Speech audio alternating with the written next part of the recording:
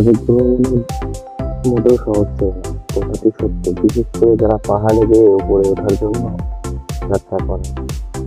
Sajek valley একটি সুন্দর পর্যটন কেন্দ্র হলেও সেখানে পৌঁছানোর পথটি বেশ কষ্টসাধ্য হতে পারে, কারণ চিত্রে দেখা গাড়িগুলোর অবস্থা আপনারা দেখলেন, সেটা পাহাড় থেকে পড়ে একবারেই প্রায় চলার অনুপযোগী হয়ে গেছে। সাজেক ভ্যালি বাংলাদেশের রাঙ্গামাটি জেলার অবস্থিত জনপ্রিয় পর্যটন কেন্দ্র। এটি সমুদ্রপৃষ্ঠ থেকে 1800 ফুট উঁচুতে অবস্থিত, যার কারণে সেখানে পৌঁছানোর পথটি বেশ কষ্টসাধ্য। যারা ঢাকা থেকে প্রথম খাগড়াছড়ি যেতে হয়, এরপর সেখান থেকে জিপ অথবা অন্য কোনো যানবাহনে করে যেতে হয়। পুরো এই পথটি বেশ দীর্ঘ এবং বাম্পি হতে, বিশেষ করে যারা পাহাড়ের রাস্তায় অভিজ্ঞ নন তাদের জন্য যাত্রাটি বেশ কঠিন হতে পারে। আমরা নিয়েছিলাম জিপ, যাকে কান্দের গাড়ি বলে। তো জিপে করে যাওয়া আরো কষ্টসাধ্য ছিল অনেক আগুনে। কংলাক পাহাড় আছে সেখানে, সাজেক ভ্যালিতে কংলাক পাহাড় নামে একটি উঁচু পাহাড় রয়েছে, সেখানে উঠতে হয় এবং পাহাড়ের চূড়ায় ওঠা বেশ কষ্টসাধ্য। তবে চূড়া থেকে চারপাশের দৃষ্টি এতটাই মনোমুগ্ধকর যে কষ্ট সহজেই দূর হয়ে যায়। কষ্টের ফল সাজেক ভ্যালি প্রাকৃতিক সৌন্দর্য, মেঘের খেলা এবং পাহাড়ের সবুজ প্রাকৃতি দেখলে পাথরের কষ্ট অনেকটাই ভুলে যাওয়া যায়। যারা প্রকৃতির কাছে থাকতে ভালোবাসেন তাদের জন্য এই কষ্টসাধ্য। সুতরাং সাজেক ভ্রমণ সহজ হলেও সেখানকার প্রাকৃতিক সৌন্দর্য এবং অভিজ্ঞতা একটি অসাধারণ গন্তব্য করে তোলে।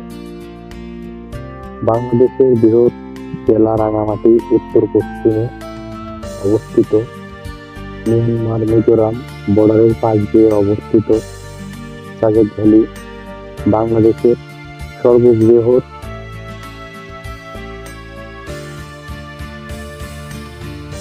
ইউনিয়ন। 2010 সালের আগে এখানকার যোগাযোগ ব্যবস্থা মোটেও উন্নত ছিল না। ডিজিটাল বাংলাদেশ গড়ার পরে এবং বাংলাদেশ সেনাবাহিনীর অক্লান্ত পরিশ্রমের ফলে এখানকার যোগাযোগ ব্যবস্থা এতটাই উন্নত, একদিনে সাজেক ঘুরে চলে আসা যায়। তবে পাহাড় চূড়া থেকে রাতের আকাশ না দেখলে যেন জীবনের 16 আনাই বৃথা। সাজেক ভ্যালি যাওয়ার পথে দুটি একটি চলে গেছে রাঙামাটির দিকে, অন্যটি খাগড়াছড়ি হয়ে। দ্বিতীয় পথটি সহজ এবং নিরাপদ। দিক বলে চেষ্টা বলে পর্যটকদের আনাগোনা এখানে গিয়ে বেশি। তাদের গাড়িতে সাজেক ব্যবসায়িক হয়ে সতেজ বাতাস আপনার আলিঙ্গন করে নেবে পথে চলতে চলতে। পাহাড়ি ছেলে মেয়েদের হাত মেলে জানানো উষ্ণ অভ্যর্থনা করে তুলবে বিহমিত। রুইলুস পাহাড় থাকার বাইরে ব্যবস্থা, মনোরম পরিবেশ, পাহাড়ি খাবার, ছোট ছোট ছেলে মেয়েদের ডাঙ্গা গলায় দারুণ গান। কংলাক পাহাড় অর্থাৎ সাজেকের সর্বোচ্চ চূড়া থেকে দেখা সূর্যাস্ত কিংবা ভোরের সূর্যোদয়, রাতের নিস্তব্ধ আকাশ,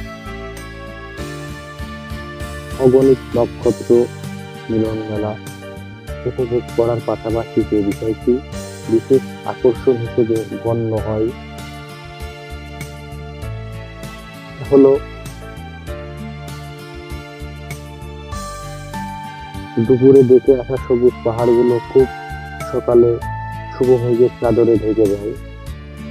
সাদা মেঘের চাদরে থেকে দৃশ্যের চোখ বোলালে মনে হবে যেন পৃথিবী, যা শহরের যান্ত্রিক কোলাহল এবং দূষণ থেকে কয়েকশো শতগুণ মুক্ত।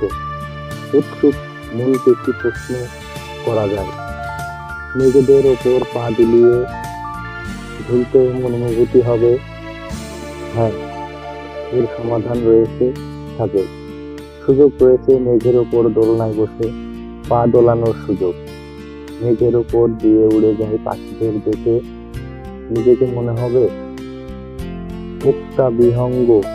সাজেকের পথ ধরে হাঁটলে মনে হবে গ্রামের মেঠো পথ ধরে হাঁটছি, যে পথ পিচ ঢালা এই পথ ধরে 45 মিনিটের দূরত্ব রয়েছে থিম্পু পাহাড়ে অবস্থিত কংলাক।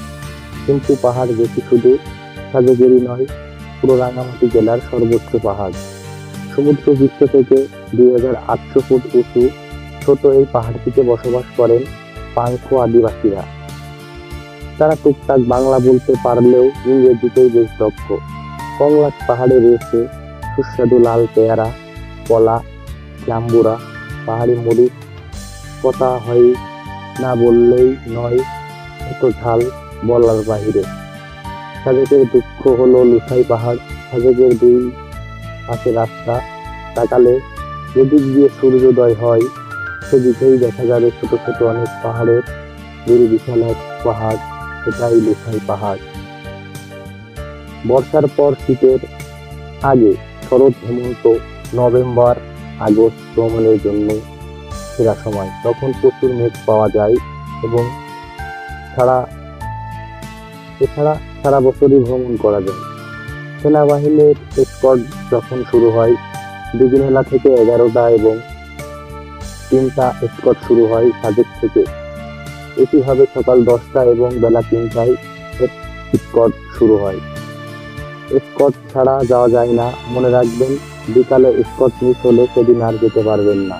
খাগড়াছড়ি থেকে সাজেক যাওয়ার না, সাজেক থেকে জিপ, সিএনজি, বাইক রিজার্ভে যেতে হবে।